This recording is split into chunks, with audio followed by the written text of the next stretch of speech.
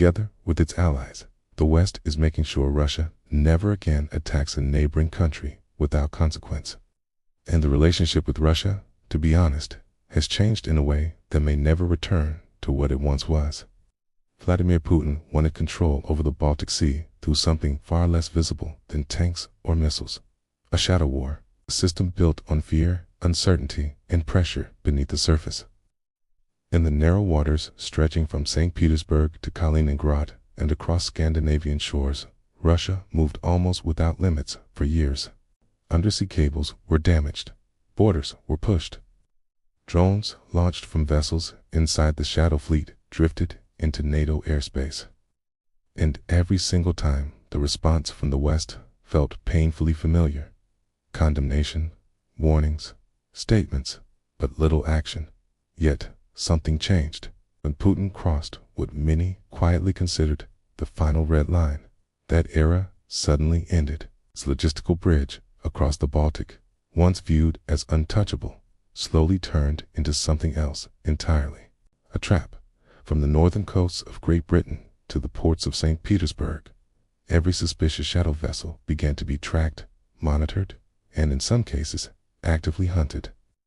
The West's long-standing pacifist posture was dramatically replaced by a new doctrine: interrupt, detain, seize, no warning. And a turning point of this transformation rested at the bottom of the Gulf of Finland. The night of December 30th, 2025, Gulf of Finland. A vessel called Fitburg departed from St. Petersburg and made what officials later described as an inexplicable maneuver. Right above the sensitive coordinates where the Elisa telecommunications cable runs between Helsinki and Tallinn, Latvia, the ship continued moving without cutting its engines. But something far more alarming happened beneath the surface. Its anchor, weighing tons, dragged across the seabed 4 kilometers. The cable was severed. Baltic countries had already seen this pattern too many times. Since 2023, the same method of sabotage had been repeated again and again. But this time, Finland reacted differently. No hesitation, no waiting. Helicopters filled the sky. Coast Guard forces and special operations units surrounded the vessel, intercepting it only meters before it could reach international waters. The ship was seized. Crew members were handcuffed and arrested. The charge was severe: aggravated sabotage connected to Baltic Sea cable destruction. But why did this incident suddenly become different?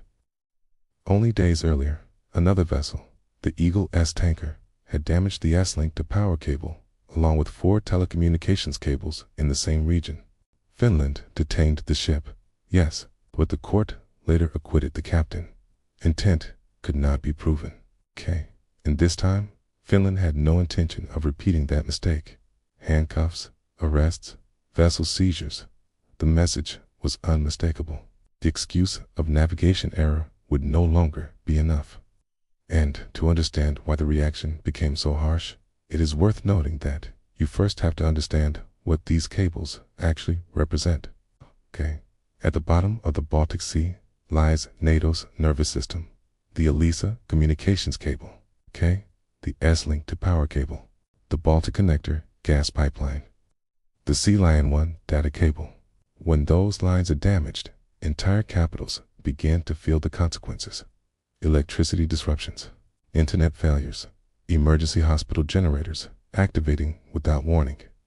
Russia had been targeting the digital, energy, and economic lifelines connecting Baltic nations, and for years it appeared to do so without paying any meaningful price. Since 2023, the pattern continued. Fitburg changed something much larger. It marked the end of impunity. But cable sabotage alone was not what forced the West to abandon its old doctrine. There was something darker emerging beneath the surface, second layer of the Shadow Fleet story. And to be honest, this discovery changed everything. Throughout 2025, mysterious drone flights began appearing over military installations, LNG terminals, and even nuclear power plants across Germany, the Netherlands, and Denmark. At first, these incidents seemed isolated, strange, hard to explain. and the numbers began to tell a different story. According to classified assessments from German security agencies, nearly 2,000 drones were detected across 1,072 separate incidents within a single year. Most of them appeared above military sites. Yet, in almost none of those cases could authorities identify who was controlling them. The trail seemed to disappear till investigators started looking toward the sea. Dutch researchers examined anomalies in maritime tracking systems and noticed patterns that made little commercial sense. Certain shadow fleet vessels, especially ships spending weeks at Kaliningrad's military shipyards, later moved into locations like Kiel Bay and remained there for days without conducting normal trade activity. And at precisely those moments, drone swarms suddenly appeared above nearby NATO defense facilities. The coincidence became too difficult to ignore. Investigators increasingly believed these shadow fleet vessels were functioning as drone mother ships. In September of 2025, Germany raided a ship in the Kiel Canal under suspicion of launching surveillance drones. Only a month later, Munich airport was forced to shut down for 2 consecutive nights because of unexplained drone activity, according to Germany's classified intelligence assessment. Russia was believed to be launching Orlan 10 reconnaissance drones directly from shadow fleet vessels positioned in the North Sea. Then came an unusually direct public warning. At the Warsaw Security Forum, Zelensky openly accused Russia of using oil tankers operating in the Baltic to launch drones into NATO airspace. He described it as something far beyond provocation. In his words, this was effectively military activity against European nations. And it is noteworthy that, for many policymakers in Europe, this became the real trigger behind the dramatic doctrine shift. Because suddenly, the picture looked completely different. The shadow fleet was no longer just a collection of aging tankers quietly transporting oil to evade sanctions. It had become something much more dangerous. It's a platform for sabotaging cables, a launch point for spy drones, an intelligence gathering network operating inside NATO waters. Russia was now fighting 3 hybrid wars at once using a single fleet: oil smuggling, undersea sabotage, aerial intelligence gathering. And the pattern repeated itself over and over. Ships would leave St. Petersburg, stop in Kaliningrad, move through NATO-controlled waters, operate in suspicious ways, then disappear again. Everything about the picture changed. Because an oil tanker can claim innocent passage rights under international law. That argument works, at least in theory. But if the same vessel is dragging anchors across critical undersea infrastructure and launching drones into restricted airspace, then, to be honest, the word innocent begins to disappear. St. Petersburg no longer looked like only a commercial port. It increasingly appeared to be a launch base for hybrid warfare. Kaliningrad no longer looked like only a military outpost. Increasingly appeared to function as a maintenance hub for vessels involved in covert drone operations. And once Western governments understood this reality, the old strategy of watching and condemning no longer seemed acceptable. Every ship departing St. Petersburg started to be assessed differently, not as a normal tanker, but as a potential weapons platform. That shift changed the Baltic completely. From England's northern coasts to the Gulf of Finland, surveillance expanded dramatically. Routes were monitored. Inspections increased. Suspicious movements were flagged. Cables damaged. Drones launched. Order violations increasing. The pieces finally formed one complete picture. But if Finland delivered the first major blow through the Fitburg seizure, then Estonia, it is noteworthy, that created the political breaking point that made this new doctrine unavoidable.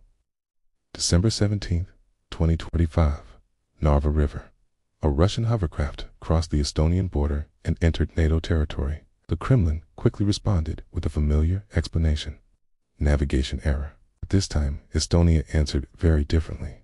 Foreign Minister Margus Tsahkna stood before cameras and set diplomatic politeness aside. He delivered a warning few expected to hear so openly. Whatever military aggression Russia launches against NATO, Estonia is prepared to strike directly into the heart of Russia, a key. And yet, the real message came moments later. He pointed to something most people barely noticed on a map. A narrow corridor in the Baltic Sea, only 6 nautical miles wide. A passage where nearly 60% of Russian oil and gas exports move through. And when you understand that the distance between Helsinki and Tallinn is only 80 kilometers, suddenly that narrow maritime corridor begins to look very fragile. Because if Estonia and Finland expand control in that space, every ship moving through it can be slowed, inspected, delayed, or stopped. Wagner never fully said the threat out loud, okay? But Moscow almost certainly understood what he meant. Estonia laid the political groundwork. Finland delivered the first shock, okay? And after that, to be honest, the domino effect became impossible to stop. Only 2 weeks after Estonia's warning, Finland placed handcuffs on the Fitburg crew. That single moment sent a message far beyond the Baltic. The United States Navy moved next. After tracking the vessel Marinera for weeks using the USS Monroe, American forces seized it in the middle of the Atlantic. As France followed, the vessel Grinch was detained between Spain and Morocco. Belgian special forces, supported by French helicopters, moved against Ether in the North Sea. Sweden intercepted Kafir, accused of carrying stolen Ukrainian wheat, and then Britain entered the picture. It is noteworthy that this changed everything. Geographically, Britain sits thousands of kilometers away from the Baltic Sea, but distance no longer mattered. The Royal Navy received authorization to actively operate against Shadow Fleet vessels, and the timing could not have been more important. Between January and March of 2026 alone, more than 300 Shadow Fleet vessels passed through British waters. The English Channel, one of the busiest maritime corridors on Earth, suddenly became a danger zone for Russia's shadow tankers. The message from Britain's defense leadership was unusually direct. Key legal tanker movements helping finance Russia's war machine would no longer be tolerated. Okay? This was no longer simply a bold move by smaller Baltic nations. It was the involvement of one of the world's oldest and most powerful naval forces. Okay? Once Britain entered, escape routes began disappearing. Okay? Shadow tankers that once moved confidently through the English Channel suddenly started rerouting around Scotland and Northern Ireland instead. Longer routes, higher costs, more risks, more delays. But perhaps the biggest shift happened quietly, through paperwork rather than warships. 14 countries signed a joint declaration. The wording sounded technical, but its impact was revolutionary. Any vessel changing flags repeatedly, disabling eyes tracking systems, or using forged documents could now be treated as stateless. That legal distinction mattered enormously. For years, the Shadow Fleet's strongest protection came from innocent passage rights under international maritime law.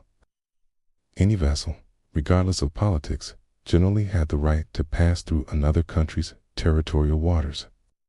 But a stateless vessel, a ship without legal identity, a vessel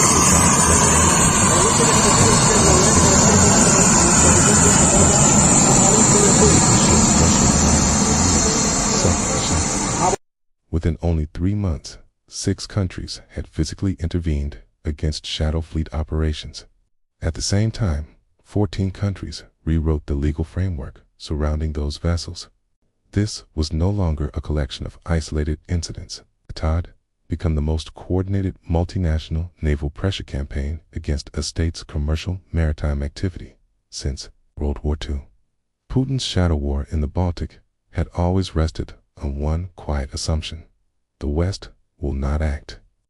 But that assumption collapsed. And what Russia began losing was much larger than a few detained ships. The Shadow Fleet had become Russia's mechanism for bypassing sanctions. The primary artery carrying oil revenue used to sustain the war effort. Every tanker detained, every route inspected, every vessel declared stateless. Each action slowly tightened the pressure.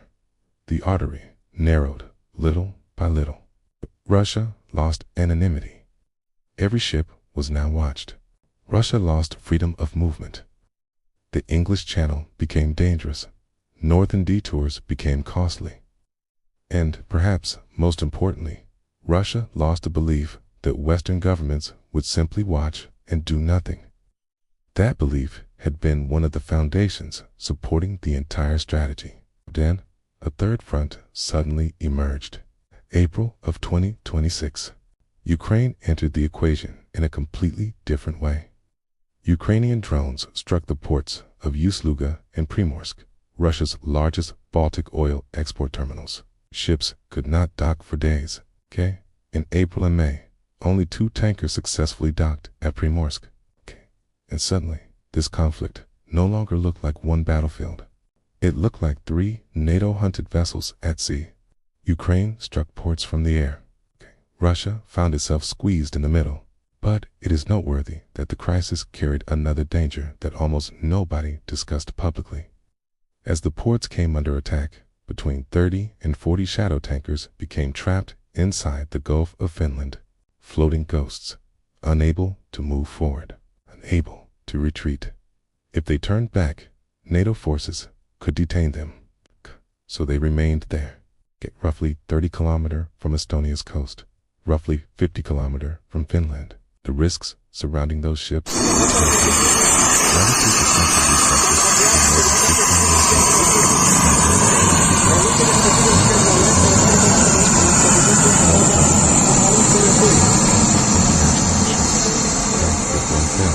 there would be nobody responsible for paying the cost of disaster cleanup.